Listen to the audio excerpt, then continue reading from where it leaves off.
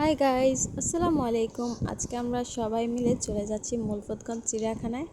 অনেক দিন ধরে যাব ভাবছি, কিন্তু যাওয়া হয়নি। আজকে আমার ননাসের হাজব্যান্ড আমাদেরকে নিয়ে যাচ্ছে।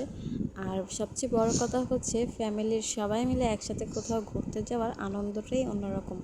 চলে আসলাম আমরা চিড়িয়াখানায়। চিড়িয়াখানার বাহির সাইডটা যতটা সুন্দর, ভিতর সাইডটা তার চেয়ে বেশি সুন্দর। বাচ্চাদের জন্য আলাদা খেলার প্লেস আছে। তো আমি তো ভেবেছিলাম চিড়িয়াখানায় হয়তো সব জীবজন্তু থাকবে, কিন্তু এখানে এসে দেখি উল্টো। জীবজন্তুগুলো আছে ঠিকই, তবে এক একটা মূর্তি, জীবিত নয়। তবে এখানে বাচ্চাদের চরকি, ঘোড়ার গাড়ি আরও অনেক কিছুই আছে, যেগুলোতে উঠতে 50 টাকা করে টিকিট লাগে। আমি মনে করি বাচ্চাদেরকে নিয়ে ঘুরতে যাওয়ার জন্য এটা অনেক সুন্দর একটা জায়গা, যেখানে বাচ্চারা খেলে খুশি পায় আর অনেক সুন্দরভাবে খেলতে পারে। আর ওদের দেখার মতন অনেক কিছুই আছে।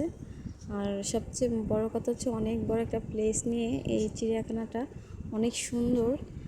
ভিতরটা অনেক ভালো লাগছে আমার। এই প্রথমবার আসলাম, আমার মেয়ে তো অনেক খুশি, ও অনেক খেলাধুলা করছে।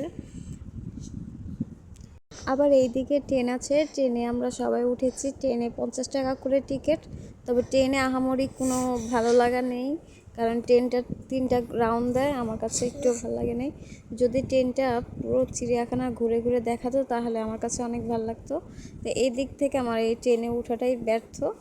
তবে পুরো প্লেসটা আমার কাছে অনেক ভালো লাগছে। চিড়িয়াখানার ভিতরটা অনেক সুন্দর।